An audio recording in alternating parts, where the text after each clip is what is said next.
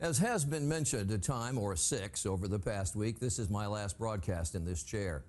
And it's hard to walk away from what I honestly think is the best job in the world. But my parents taught me you should understay, not overstay, your welcome. And there is so much to do. In the years I have left, I don't want to miss any of it. It has been a privilege and an honor to be here working with reporters, producers, and staff for whom I have unbounded respect. This is for them, as it has been for me, as it was for Frank Reynolds, as it was for Peter Jennings, a labor of love. I thank you for investing trust in us each evening, trust that we will give you as objective and honest a look at the day's news as we possibly can. Objectivity is not universally in favor in our business these days, but it is critically important. It is what we strive for each night. It is my hope that is what you have looked for, and that is what you have found when you come to ABC's World News. You'll find it with my pal Diane Sawyer, who assumes this chair on Monday. I leave with great gratitude for you who watch us each evening and for ABC News, which has been such a wonderful place to work for the past third of a century. I think we have something the producers have put together coming up, but before that I would simply say that is World News for this Friday. I'm Charlie Gibson, and I hope you've had a good day. I've had so many good days here. For all of us at ABC News, have a great weekend and a joyous holiday season. I've had the most incredible luck in my career. I've done lots and lots of jobs, and I've never ever had a job like Family Feud. I've never dreamed I would ever have a job where so many people could touch me and I could touch them. And there's a great magic about this show that I've never seen on any other show. I want to publicly acknowledge Howard Felsher, who's our executive producer. He was a producer in the beginning of this show, and he helped steer and guide the way that we went.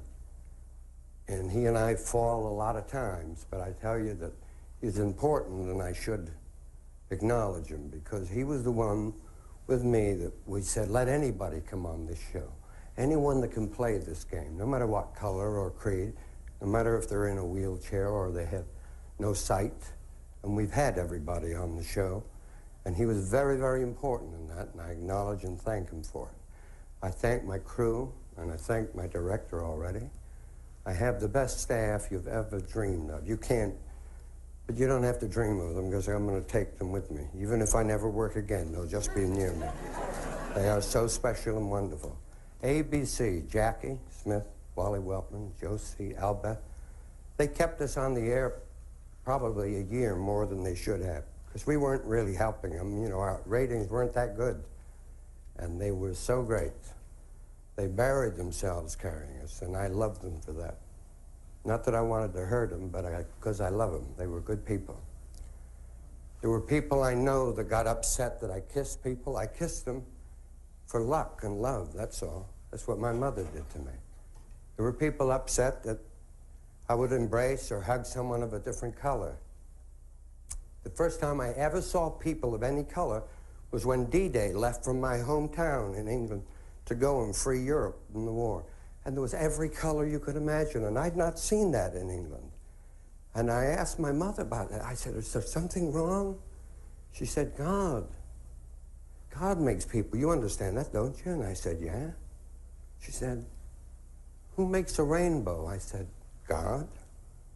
She said, I'd never presumed to tell anyone who could make a rainbow what color to make children. And she changed my whole life with that statement. All I can tell you is this has been a very special 9 years of my life. If I never do another thing, I've met the good, sweet people of the world. So I leave you with love, and for the little girl that 9 years ago I first signed to, I guess she's 13 now, I'll think of you every day. God bless all the little children in the world. Thank you. You know, it happens so often. I walk down the street and someone 20 or 30 or 40 years old will come up to me and say, "You are Mr. Rogers, aren't you?" And then they tell me about growing up with the neighborhood and how they're passing on to the children they know what they found to be important in our television work. like expressing their feelings through music and art and dance and sports and drama and computers and writing, and invariably we end our little time together with a hug. I'm just so proud of all of you who have grown up with us, and I know how tough it is some days to look with hope and confidence on the months and years ahead. But I would like to tell you what I often told you when you were much younger. I like you just the way you are. And what's more, I'm so grateful to you for helping the children in your life to know that you'll do everything you can to keep them safe and to help them express their feelings in ways that will bring healing in many different neighborhoods. It's such a good feeling to know that we're lifelong friends.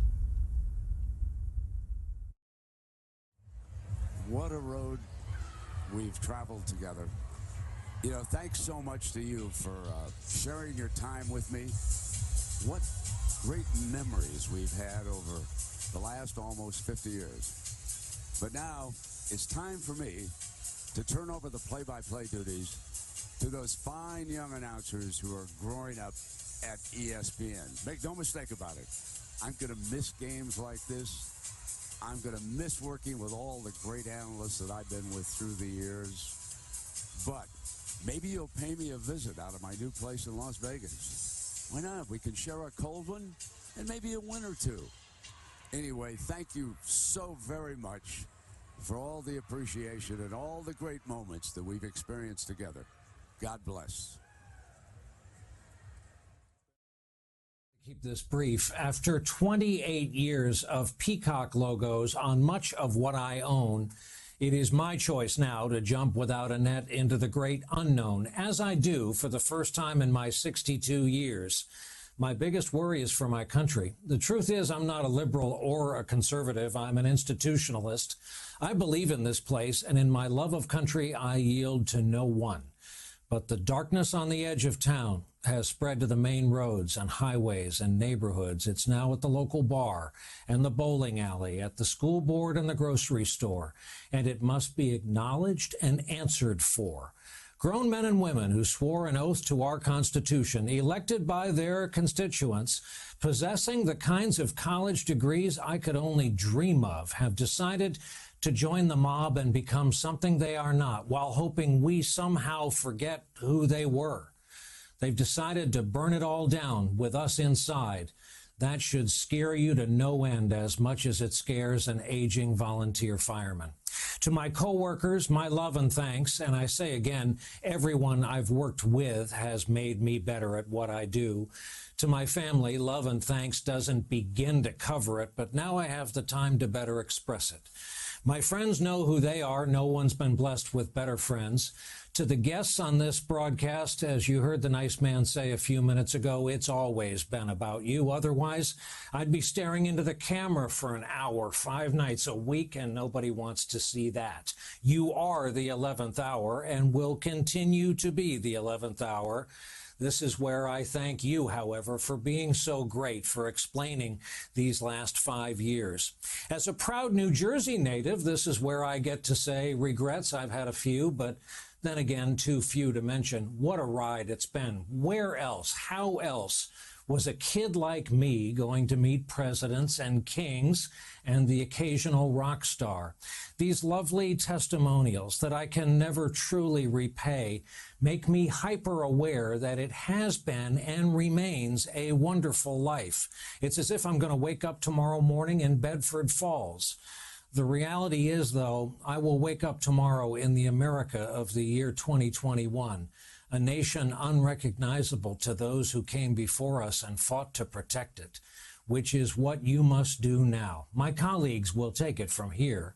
I will probably find it impossible to be silent and stay away from you and lights and cameras after I experiment with relaxation and find out what I've missed and what's out there. Every weeknight for decades now, I've said some version of the same thing. Thank you for being here with us. Us, meaning the people who produce this broadcast for you. And you, well, without you, there's no us. I'll show myself out until we meet again. That is our broadcast for this Thursday night. Thank you for being here with us. Well, the time has come to say goodbye. I have a few thanks and acknowledgments before I go, and I want to start with all of you watching out there. It's been an incredible privilege to be invited into millions of homes, night after night, year after year, decade after decade. And I've always felt that the privilege came with a responsibility to keep this daily half hour a safe place for family fun. No social issues, no politics, nothing embarrassing, I hope, just a game. But gradually it became more than that. A place where kids learn their letters, where people from other countries hone their English skills, where families came together along with friends and neighbors and entire generations. What an honor to have played even a small part in all that. Thank you for allowing me into your lives. Every time we taped a show, I met 3 new people from all parts of this wonderful country and the world who were kind and considerate, who rooted for each other, who took great pride in talking about their family, their hometown, their friends, their schools, their jobs, even their pets. In the end, they were the real stars of the show. I genuinely like these people, and I'll miss the chance to meet more of them. To our staff and crew, particularly the veterans with whom I've shared the stage for 5 years, 10 years, 20, 30, and more, it's been a joy to work with you. Your skills and dedication and good humor made this a place I always wanted to be. Everyone pulled together and cared about each other and about this show. It worked because you made it work. It looked great because you made it look great. And you made my job so much easier. And I want you to know that your efforts never went unnoticed by me nor unappreciated. I'll miss you guys. The best part of the last couple of years has been the chance to work with my daughter Maggie, to watch her grow in her role and as a person. She interviewed me recently and I talked about my life and the show. I hope you've seen some of it online. I really enjoyed doing it. I have to admit it's a little weird to be interviewed by your own daughter, but you did a great job. Maggie is liked around here because she's talented and smart and funny, but she's loved around here because she's kind and caring and humble. Leslie and I are blessed to have 2 such wonderful kids. There's Maggie, of course, and her fabulous brother Patrick and his new family. As for Leslie, she's been my wife and life partner for 35 years. I love her for who she is and what we are as a team. Finally, to my professional other half, dear Vanna, like me, she takes the show very seriously, but not herself. I shudder to think what these 40-plus years might have been like had they brought someone in all full of themselves playing the prima donna role. Vanna is as sweet and unassuming as she seems. We've seen a lot of changes in each other's lives over the years, but we've always been there for each other. I want to thank her for her lovely goodbye on yesterday's show, and while I'll very much miss working with her, I take solace in the fact that we live about 5 miles apart, so we'll see plenty of each other. But I will miss our nightly closes and her laughter and her good nature. She's a very special woman. And I know you're all pleased to know that she'll be back next season. And by the way, you'll still see plenty of me for the next few months. That's right, summer reruns, so the jokes will be the same, but I'd appreciate it if you'd laugh again anyway. That's it. Thank you all so very much, and goodbye. Our honor and privilege to present Motorsports, an automotive-related program to you on the network that began as Speed Vision, became Speed Channel, and is now known as Speed. From the visionaries who started this network, from maintenance to management, from the talent to the truck drivers, we've shared your passion for motorsport over these many years. We love that you care as much about your cars as family, God, and country, and so do we. But now, it's time to switch off the ignition and turn in the keys. This is the end of Speed in America. We hope you'll follow us on our new journey to Fox Sports 1, because all your favorite live NASCAR programming and much more is coming along with us. So now, it's good night and farewell to America's Motorsports Authority, Speed. You know, friends, so many people have wished me congratulations on a 67-year career in baseball, and they've wished me a wonderful retirement with my family. And now, all I can do is tell you what I wish for you. May God give you for every storm a rainbow, for every tear a smile, for every care a promise, and a blessing in each trial. For every problem life seems a faithful friend to share, for every sigh a sweet song, and an answer for each prayer. You and I have been friends for a long time, but I know in my heart that I've always needed you more than you've ever needed me. And I'll miss our time together more than I can say. But you know what? There will be a new day and eventually a new year. And when the upcoming winter gives way to spring, rest assured, once again, it will be time for Dodger baseball. So this is Vin Scully wishing you a very pleasant good afternoon wherever you may be. I saw my first college football game in September of 1952. Notre Dame beat Texas 14-3 in what is now Darrell Royal Memorial Stadium in my hometown of Austin. I watched the game while selling soft drinks in the north end zone stands, nickel a bottle. I was 12 years old. That game instilled in me a love of a sport that has enriched my life in a multitude of ways. I did my first college network football telecast in September of '74, Ohio U at Kent State. A young graduate assistant for Kent State was in his first year of coaching. His name was Nick Saban. Today, after hundreds of Saturday afternoons on the air, it's time to step aside with a grateful nod to all of you who've been watching over the decades. To my colleagues at CBS Sports, and a very special thank you to the wonderful 75 men and women who make up our college football travel roster. To my partners, Jill Arrington, Tracy Wolfson, and Allie LaForce on the sideline, and to the two extraordinary men with whom I've shared this booth over the last 17 years, Todd Blackledge and Gary Danielson. Here's the tough part. Most of all, to my lovely and amazing wife, Nancy. We've shared this journey for 34 years and counting. She has been in the booth for every game this season, and our crew admires her as much as I do. This final season has been filled with nostalgia, sentiment, and celebration.